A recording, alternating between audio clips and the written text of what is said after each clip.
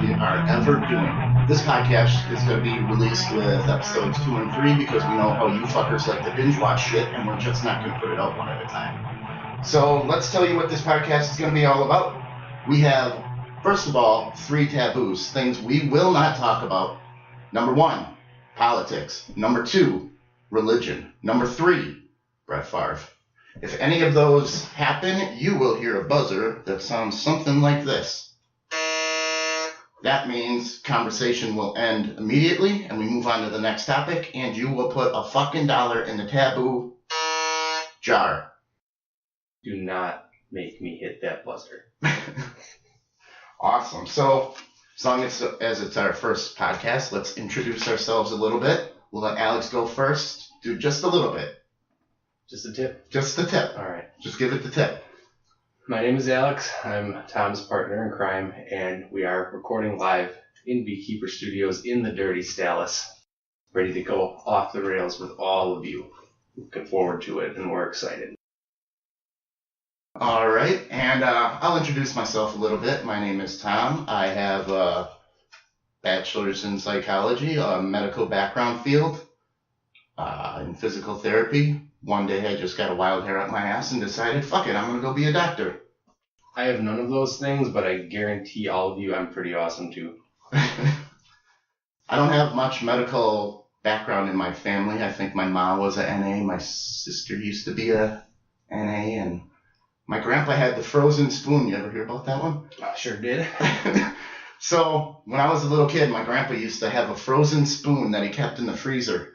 And if you ever got a welt on your head, he would come by and take that frozen spoon and jam it back into your fucking skull.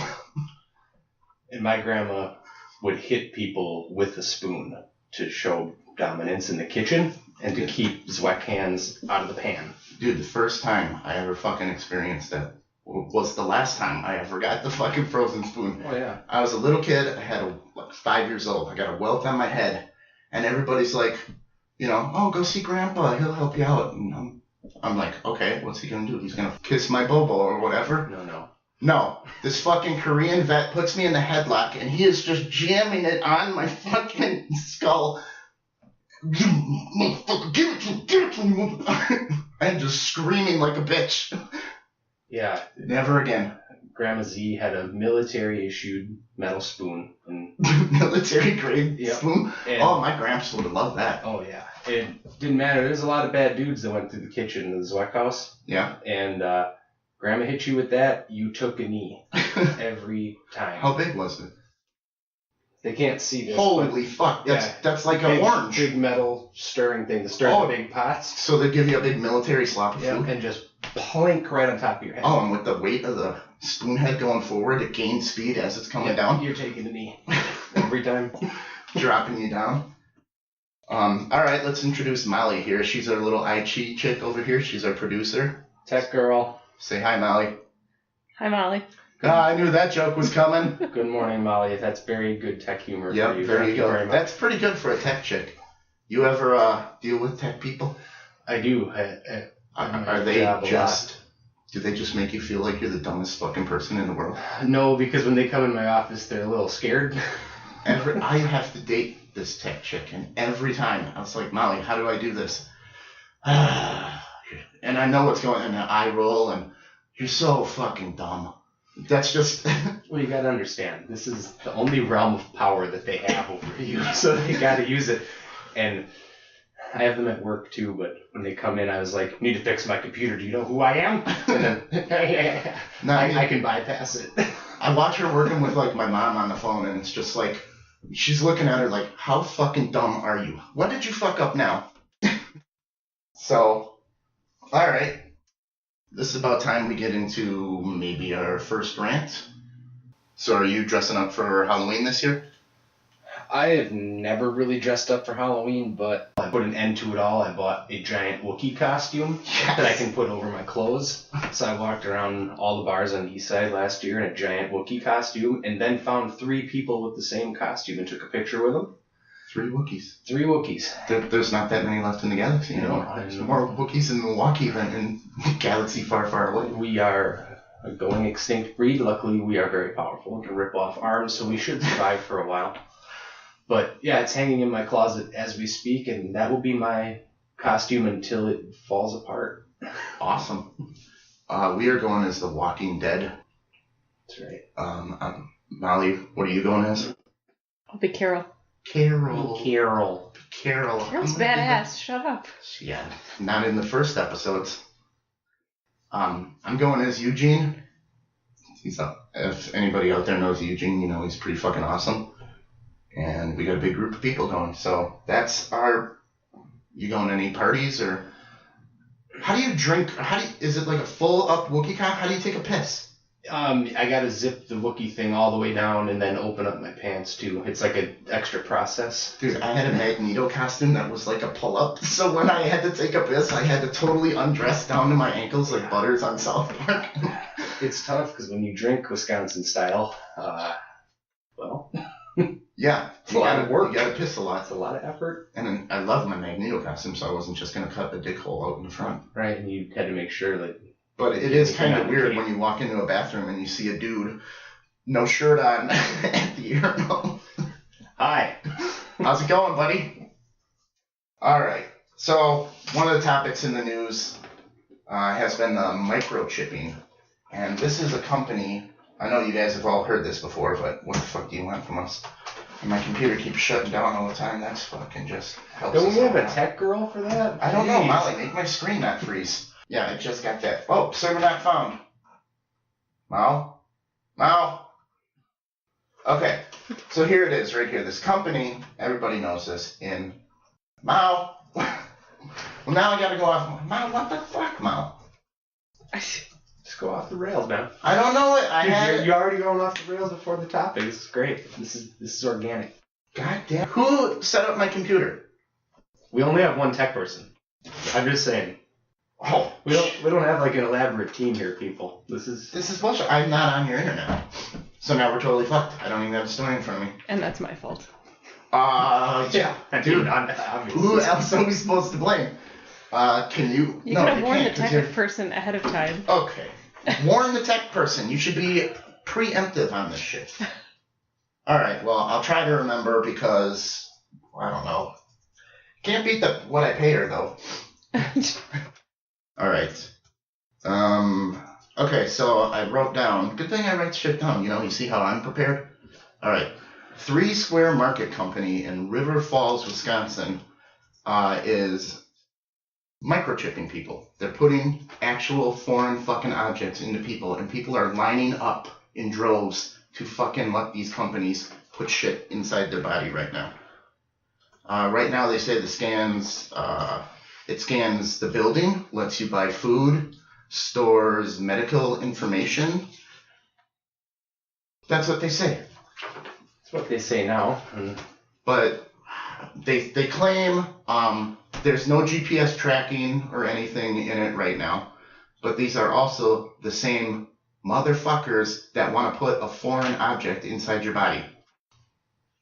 I am obviously not for this in any way, and I don't understand anybody that would do it. No, they give you a free t-shirt. It says I got chipped. That's why they do it. Yeah. That's all it takes. I'm an adult, and I can buy my own shirts, so you think it doesn't appeal to me. Dude, I just came up with an idea. That's what you got. If you think a chick would let me stick something in her body if I just gave her a shirt? I mean, it works at concerts sometimes. You get a t-shirt gun and make all the promises in the world.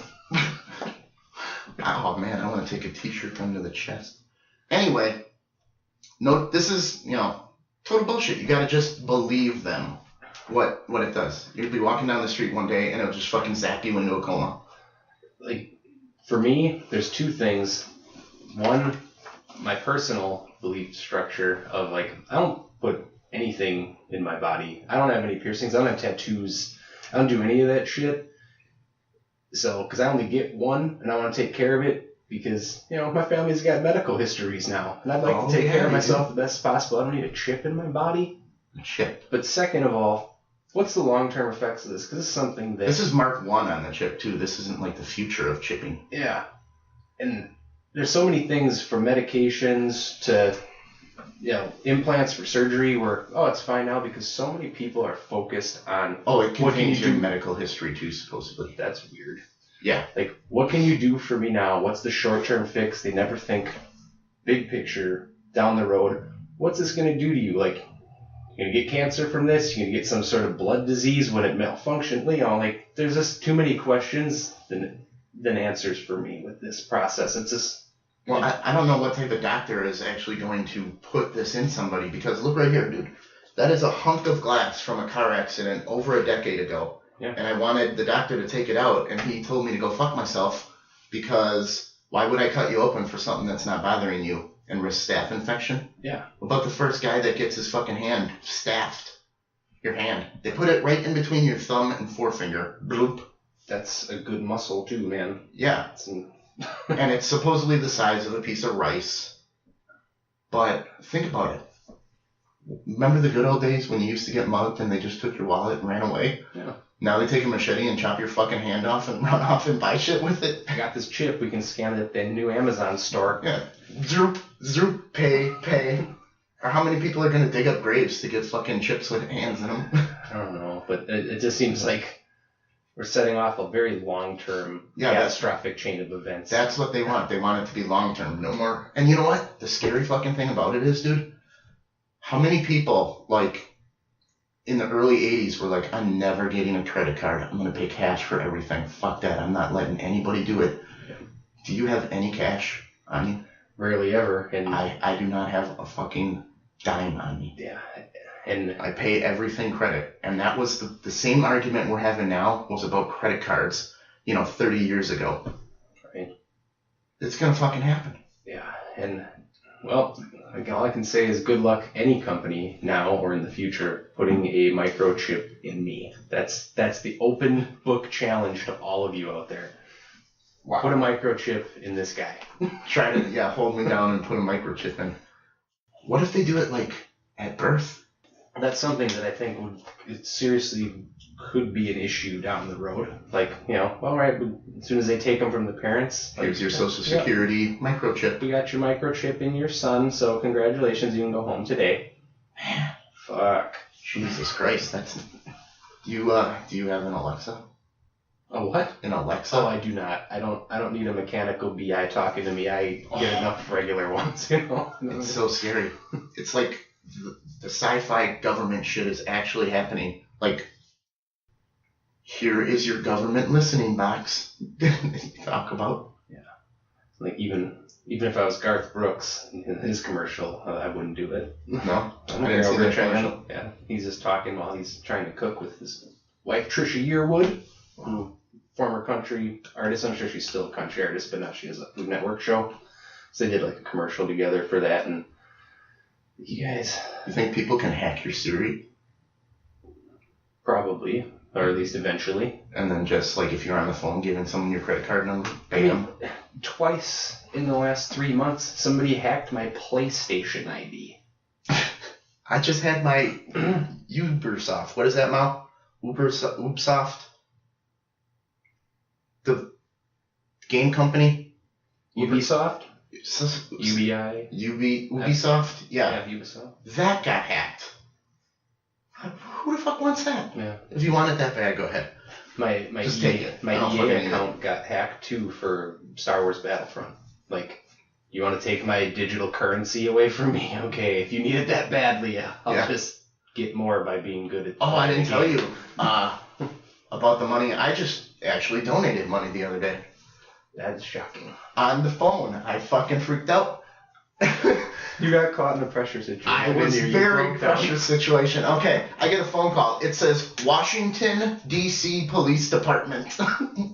Dude, and the guy answers, and it's a real fucking cop. This is officer blah blah blah, and I am just like, oh man, oh boy, what did I do? Turns out that they're looking for funds for the hurricane recovery shit, and all the officers down there, and I'm like, yep. Sure, whatever to get off the phone with the Washington Police Department. I call $20 a deal. There you go. Have it. That's yours. Just please don't ever call me again. This reminds me of something that happened at work last week, Thursday. one of my counterparts, I was in his office, and he gets a call. He's like, this number doesn't look familiar. And it's like a, we'll say, overseas sounding gentleman saying sounding how this... You can go a little more off the rails. What part of overseas? Asian? I want to say Indian, Pakistani, something like that. Okay, there you go. And he says, this is the IRS. Oh, I got that call too. And then he's like, if you don't pay your bill now, he's like, I will get in contact with local cops. So then I told my coworker, I went, put that on speaker. Yeah. He's like, what am I putting on speaker? And I'm like, sir, you said local cops. I don't think the IRS says something like that. I think if you're going to turn somebody over, you're going to reference to the local authorities or something of that nature. I'm like, I don't think you'd say local cops are going to come get you. Like, then he hung up, which is very strange, right? Yeah. Like, yeah. Oh, yeah. That's fucking... So when I see stuff like that, I'm trained to be a dickwad on the phone. You're trained dickwad. I'm like a stone wall for that kind of stuff. You took dickwad 101 and then a couple upper 300 level courses? Yeah. That's awesome. Oh, yeah. So, micro-tripping. It's okay that your tech girl just gave me a handy, right? Yeah, that's fine. Oh, by the way, I have been dating this tech girl for... a decade now, almost. We're pushing a decade. Getting close. Yeah. God damn, I gotta get me some strange. God damn it. I've been hitting the same old busted ass poontang. Jesus Christ. Okay. Oh, that was religion bugged me for that. I said Jesus. Oh, wait, no, that wasn't talking religion. Okay. Look at her. My parents are gonna listen to this. Yeah, like they don't know. We've been dating for 8 years. Do I look like I'm a priest? There's that IT look I'm getting from her again. Okay, don't look at me like that while I'm on the show. All right, what do you think? Okay, let's move on to our next segment. This is where normally we will be interviewing local people. Our first guest, which you'll probably hear on episode 3, is going to be Susan Camholt. She's the one that did our cover art. Wonderful, lovely lady. Just had a kid. Susan Majeski, though. Yeah. Susan Majeski. You gotta adjust to the marriage here. God damn it. I stood up in that wedding. It's called my real name. Right? God damn it. Okay. So instead, you have to deal with me interviewing Alex. We're sorry. Sorry. This is all we could get on short notice. Yeah. All right. Alex. Yes. Hello. How you doing? Welcome to the Tom and Alex podcast. Thank you. I'm so happy to be here. I know. He just woke me up 20 minutes ago. Everybody just. Yep. Okay. We know you can't tell us what you do. Correct. So tell us a little bit about your music. And don't get all fucking Bono on us. Just tell us about your fucking music. Well, speaking of Bono, I mean, we are speaking into 2 microphones that Bono uses on stage. So that's kind of a big deal, kids. All right. Hold on. Before you do this, this is kind of just, our first podcast. It's just weird having like this dick-shaped thing pointed right at my face. But then again, when I think about how you and I were best friends growing up, it seems strangely appropriate that we just have big dick lines in our face. Okay.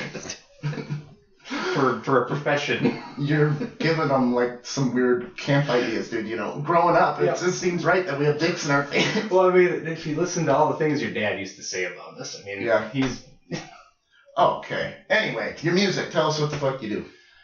I do a little music stuff on the side. I've been a bass player for a long time. I was in a band for a little while. You're self-taught, right? I am self-taught. I can't read music. I can't tell you what I'm doing, but if you want me to play something, I'll figure it out and we'll play it. Awesome. I'm currently working with a band out of Chicago helping produce their comeback record. They haven't made a record since the early 90s. That will be revealed later, months down the road, but I'm working on that first producer credit for myself. Sweet. I collect not necessarily vintage guitars, but guitars that are making a comeback that were big from when we were born, and I fix them up to my liking, and I'm building a sizable guitar army for myself, and I'm... Yeah, I do see a lot of guitars around this room. And I'm slowly crawling towards making my own solo records, acoustically and more heavy metal style. You used to be in a band. Yep, I was in a band, Gandhi Bondage. It's a bass player for them. We still entertain the ideas of playing every once in a while, but we'll see what happens down the road. Does it really, is it a myth or not that you get way more chicks being in a band? You don't necessarily get more chicks. I think it's more, you can at least make more interested. It's still up to you to close the deal at the end of the day. And if you ain't got anything, you're not going to do it. Okay, but if you're decent without a band, you're going to be way up here with a band? I think you get more opportunities? I think because it widens your audience. Okay. All right. Well, what's your favorite memory of me? Oh my goodness. We've done so much stuff. That is tough.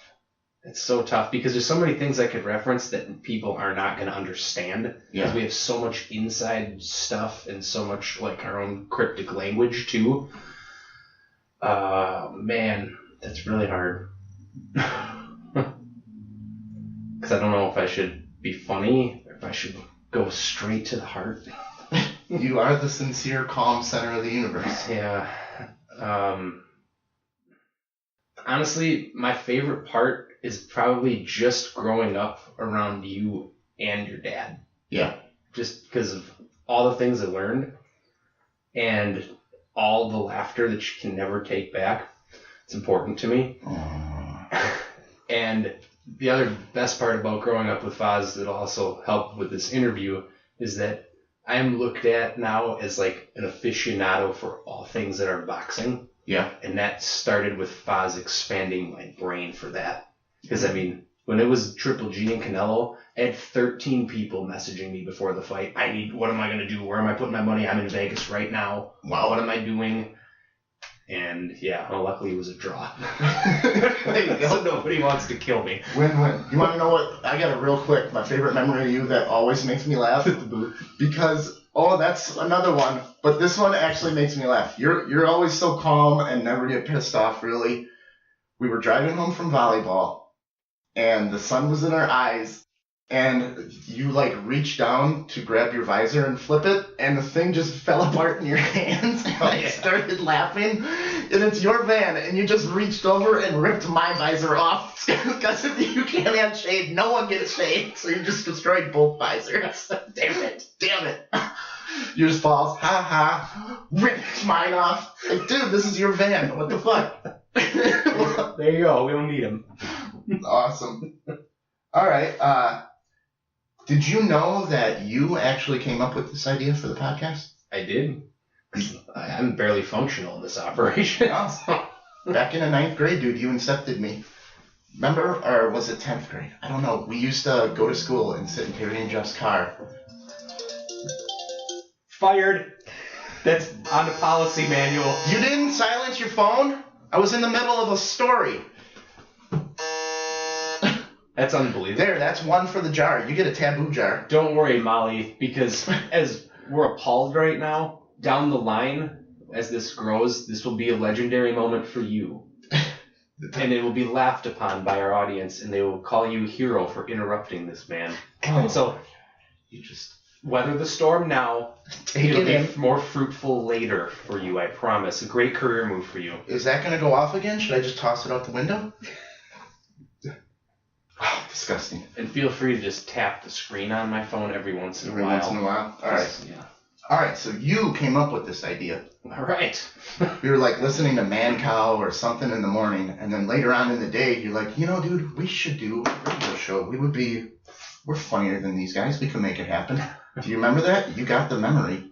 Yeah, and I think that was your Celica. So I think it would have been the end of sophomore year. Is that when Terry stopped driving us? Because we had Jeff all freshman year. My beautiful 89 Celica. That we could lift. That we could lift and flip over if we wanted. That color? What color was it? It was like a rusty gray. It was like metal. Yeah, metal color. It was like the T-1000 just turned into my car. But that thing did get us to the Star Wars premiere from West Bend to Menominee Falls in 8 minutes. Yeah. When we skipped out of school. Okay.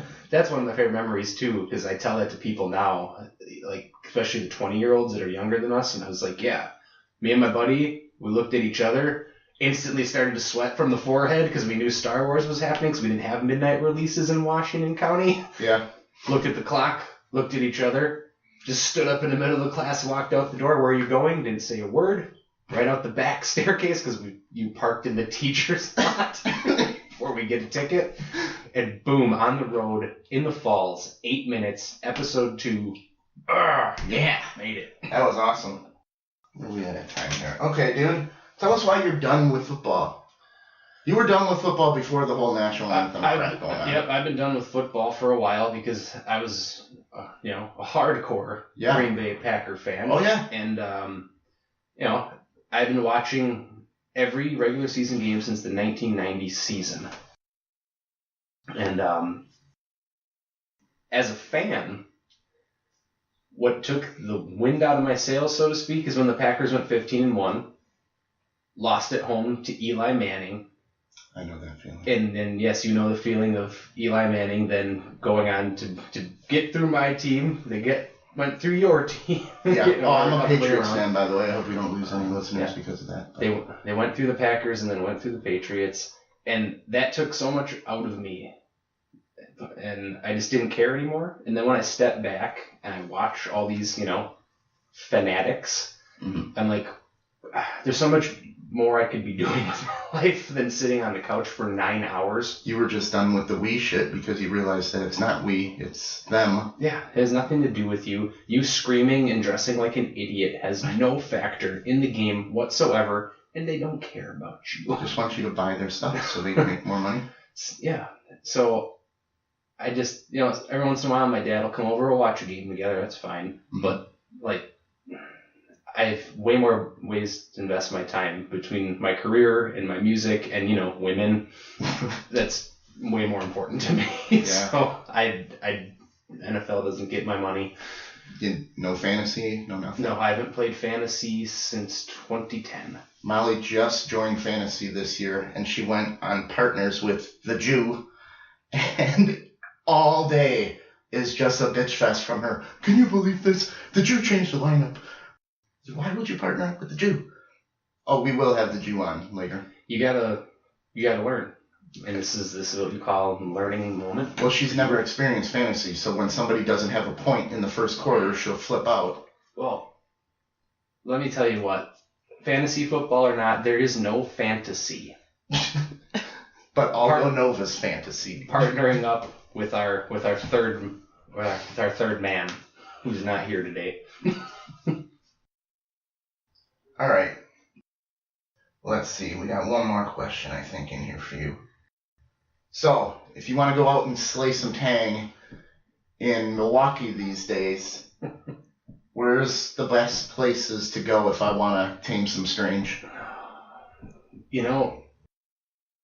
Honestly, since I entered the game a few years ago, yeah, things have changed. Divorced motherfucker. Things have changed a lot. Just in the last 7-8 months. I know. I went to college and it is way different. The East Side bars on North Avenue are almost all gone. What?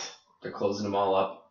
My theory on that, and we'll see if this becomes reality, is that I think the police want everybody in 2 areas only. They want them on Water and they want them on Brady, and that's it. Because a lot of the people that closed their bars on North Avenue in the last year, they all own bars on Brady or Water Street, and I think they don't want the cops in 3 places. They want them in these 2 blocks concentrated. Does that make the bars more packed? Yeah, and I hate it. So, I haven't been going out for months because I hate Brady Street. Not that I hate Brady Street, but at night I hate it because every bar has a line. It's so packed in there, you're sweating just by standing still, and it doesn't appeal to me because if you have a lady around, I like to talk. I need my banter to help me out. Yeah. And if you can't hear and you can't move, and you can't like show that body language, I'm just done. You know, I don't like it. Did it remind you more of Madison bars because they get packed from 1:30 to 2:30? Yeah, and now in Milwaukee they're packed, from like 11 to 2:30. Okay. But yeah, it's not the same. Nothing's ever the same, man. Nothing's ever the same. Nothing is forever, kids. Remember that. So, where did you just do corner bars and get some slump buster, or what are you doing now? Well, I've never been one for busting slumps, but yeah, I have a couple places that I still go just to hang out with my friends, pretty much, if I go out. So where do you get your tang from? You always create a stable. A stable? You plant a garden. Yeah. And then you pick them when you want them. And you can rotate the crops as needed. All right. I got to get a hold of your black book, dude. 10 years. 10 years. 10 years you get one. You earn one. All right. Where are we at here? All right. Should we move on to the Ask Alex Anything portion of the program? We can give it a try because this is all on the fly here, folks. All right. Alex is the calm center of the universe, and he always gives good, great sound advice. Usually. Well, don't come to me for great advice. I want you to do it just because I think it's funny. Alex will give you sincere from the heart advice. So we have a segment called Ask Alex Anything. And all you have to do is email askalexanything414@gmail.com. See what the 414 there? Yeah. Milwaukee area code. I like that. I couldn't do Ask Alex Anything because some dick with a stupid ass name took it. Wow. But he doesn't even compare. So you can email a single question, relationship problems, strange situations, anything. And I'll go through the emails. I'll pick the ones I like. Alex has no clue. We're going to do this totally on the fly, so he's off there. So right now, I'm going to give Alex some Ask Alex Anything questions. Dear Lord. Dear Alex. Okay. Since I'm not writing in an email, I can just tell you the story. I'm walking through Slinger, playing Pokemon Go. It's your first mistake. Strike one. Okay. Be an adult. Playing Pokemon Go. There you go. Okay. Playing Pokemon Go like I always do. And I'm walking by a park. And there's this little girl. She can't be more than 4, 5 years old. She makes a beeline for me. And she starts yelling, "Fuck me, fuck me, fuck me." I booked it. I just took off running because I got a little girl yelling, "Fuck me," and I got my phone out. But my question is, should I have called the police? There were no adults around. Because I looked. I didn't want to engage her and say, "Hey, watch your mouth," Should I have just mentioned it to her? Where did she learn this?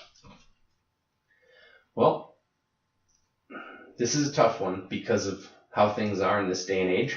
Okay. Because, in my opinion, and I see a lot of crazy stuff in this city for my profession, but if you see a kid running around saying something that vulgar, yeah, and you stop that child and they're saying that, and somebody comes out on their porch, or you have explaining to do when you don't have any explanation.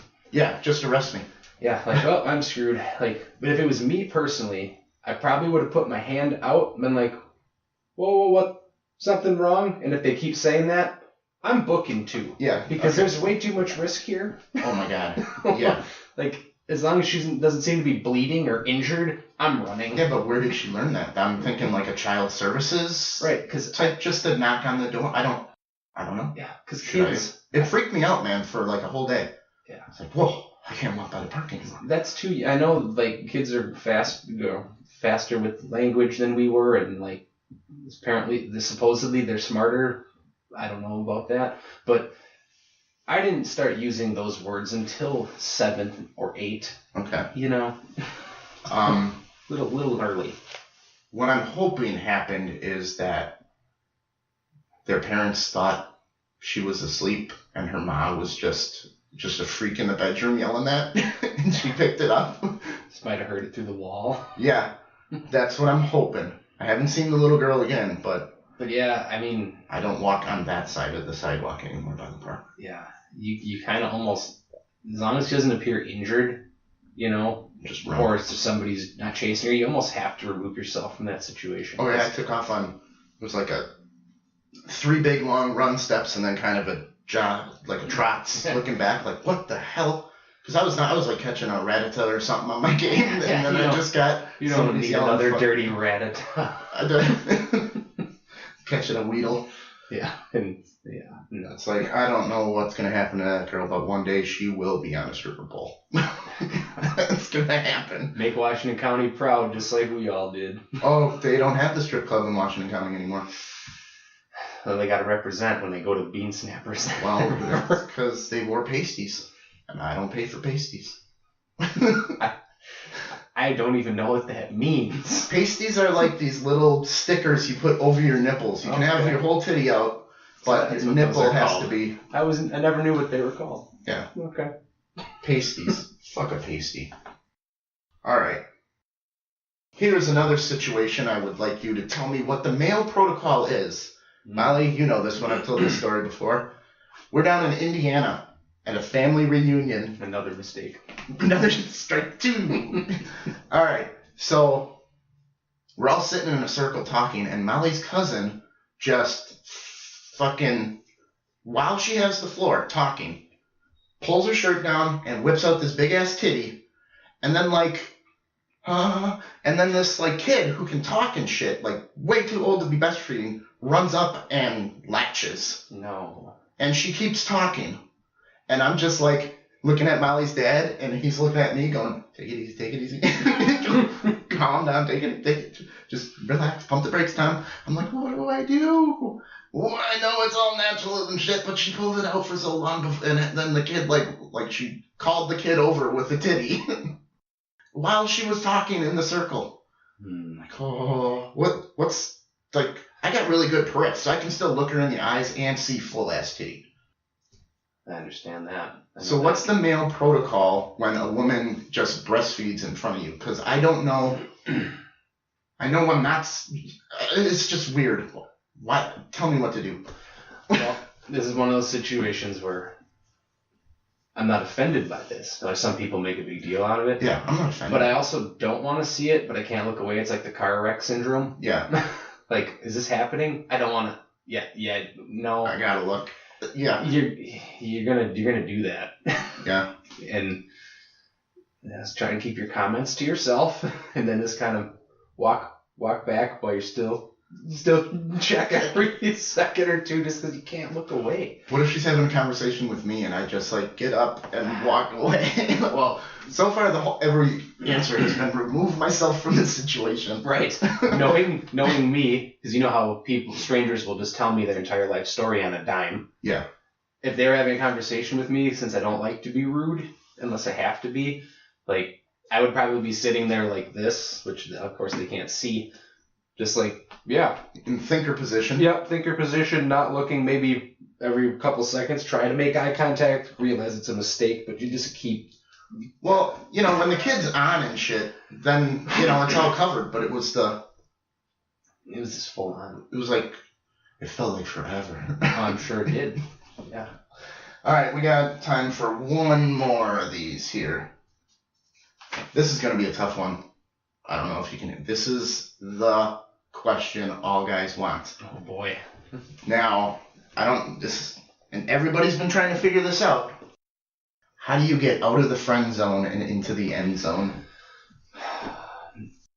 It's tough because I can tell you that I get put in the friend zone a lot because of my personality. Yeah. And sometimes you can get out of the friend zone, sometimes you can't.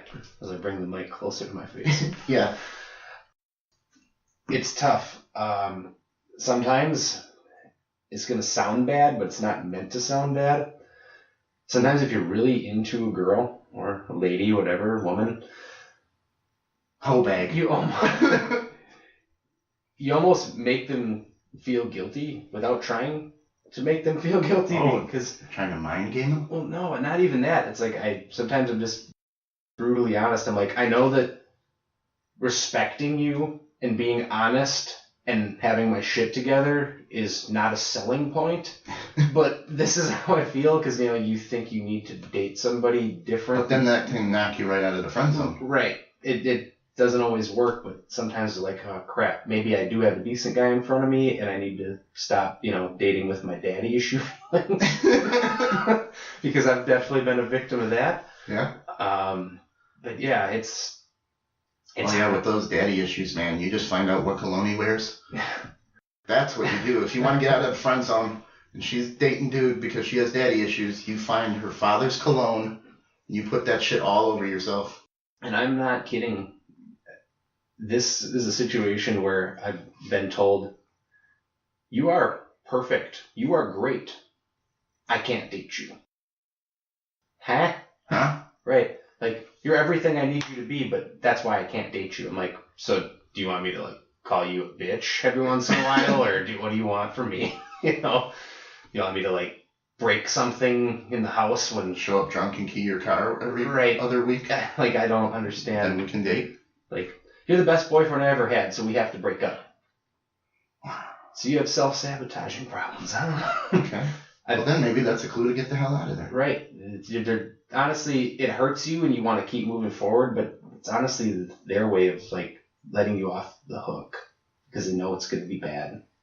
Because I've had a couple, and some of them, where they tried to push me away on purpose so that long term they wouldn't drag me down with them because they were having other issues that I didn't know about at the time. And sometimes you're better off just being a friend to that person and letting nature run its course. Awesome. But yeah, for guys that are trying to do game in the bar and get out of the friend zone, it can be done, but it's not easy. Okay. Because a chick knows if she's going to fuck you in the first 5 minutes. Usually, yeah. And they got you down. You have to do something engaging. I feel you have to make them laugh and you have to make them think off the bat. Okay. I could give text examples and stuff, but... Well, all right. What do you think? That's pretty much our podcast. You guys can... thank you for listening, by the way, if whoever listened out there. You can download us on iTunes. Check out our Twitter and Facebook page. Any other fucking podcast web thing. We got an IT check on it. And one thing I want everybody to remember is that this is Tom and Alex Off the Rails, but we're also known as the Universe. But we are giving up that name to give to you, our listeners. You are the universe. You are our universe, and we want to hear from you. There's no excuse to not hear from you because there's a million ways to communicate with us now. Facebook, our website, Twitter, all the email addresses to come in and ask me anything or to just ask the show anything you want, and it might be a topic we discuss. We want to hear from you to see if you have what it takes to make us go off the rails.